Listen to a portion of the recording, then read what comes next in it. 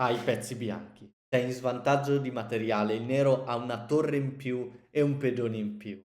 Però tu hai una sequenza clamorosa. Ferma il video e prova a trovarla. Beh, c'è solo una mossa che ti può salvare. Questa mossa è la spettacolare regina H4.